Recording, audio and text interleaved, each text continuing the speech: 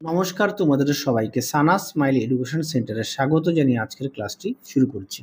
আজকে তোমাদের সঙ্গে আলোচনা করব তোমরা যারা নবম শ্রেণীর তৃতীয় পর্যায়ক্রমিক মূল্যায়ন পরীক্ষা দেবে তোমাদের জন্য রায় ও মার্টিন প্রশ্ন বিচিত্র থেকে আজকে সমাধান করব নবম শ্রেণীর ভূগোল বিষয়ে মধ্যশিক্ষা পর্ষদ প্রদত্ত নমুনা প্রশ্নপত্র এর সমাধান করে দেখাবো। চলো দেরি না করে মূল বিষয়ে যাওয়া যাক।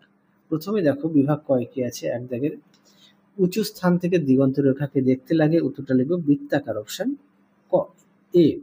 দুই দেখো পৃথিবীর দুই মেরুতে আবর্তনের গতিবেগ হলো, উত্তরটা লিখবে প্রায় 0 কিমি পার ঘন্টা, অপশন সি। তিনে দেখো যে তারিখে ছায়াবৃত্ত প্রতিটি সমাক্ষরেখাকে সমান দুটি ভাগে ভাগ করে তা হলো, উত্তরটা লিখবে 21শে মার্চ, অপশন এ। চারে দেখো ভারতের প্রমাণ সমান নির্ধারক দ্রাঘিমা রেখা প্রদত্ত যে শহরের ওপর দিয়ে বিস্তৃত তা হলো এলাহাবাদ, অপশন এ। পাঁচে দেখো মূলত চ্যুতির ফলে সৃষ্টি হয়, উত্তরটা লিখবে স্তূপ পর্বত, অপশন বি। পরবর্তী প্রশ্ন দেখো ছয়ের একটি ব্যবিচ্ছিন্ন মালভূমির উদাহরণ হলো, উত্তরটা লিখবে দাক্ষিণাত্য মালভূমি, অপশন এ। সাথে দেখো জৈবিক আবহবিকারের একটি ফলাফল হলো, উত্তরটা লিখবে অপশন সি।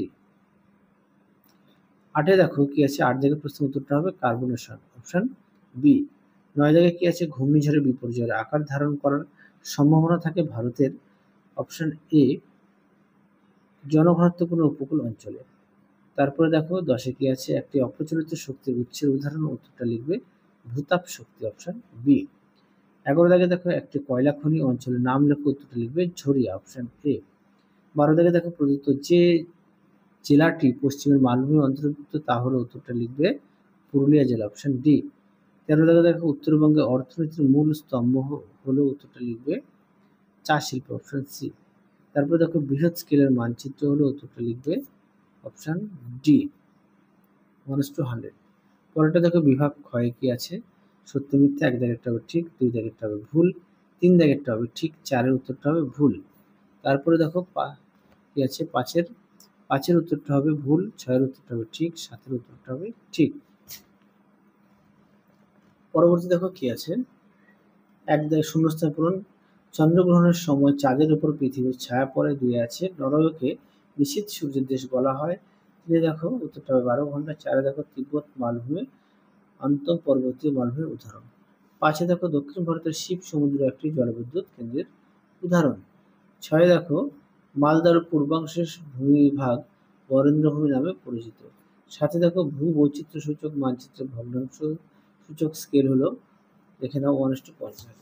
পরেরটা দেখো কি আছে, কয় স্তম্ভের সঙ্গে ক্ষয় স্তম্ভ মেলাও।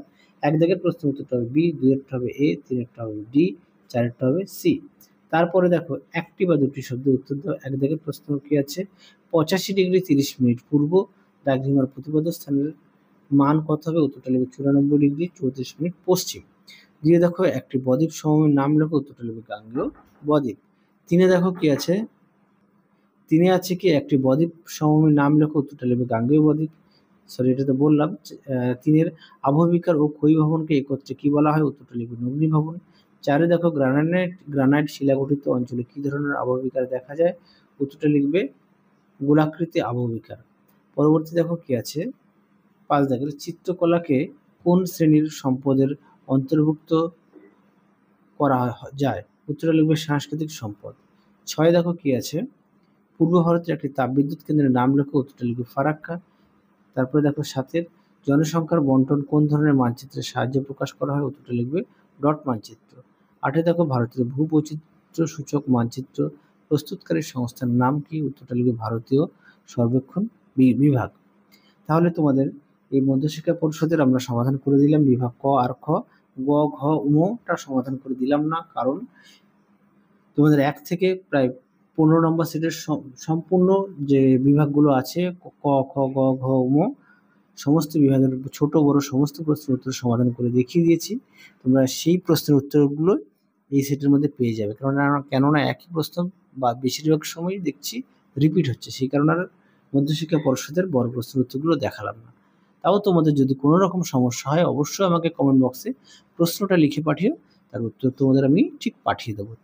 তাহলে চলো আজকের মতো এখানেই সমাপ্ত করছি, আবার দেখা হবে খুব শীঘ্রই তোমাদের পরবর্তী ভিডিওতে। তোমরা সবাই সুস্থ থেকো, ভালো থেকো, আজকের মতো টাটা।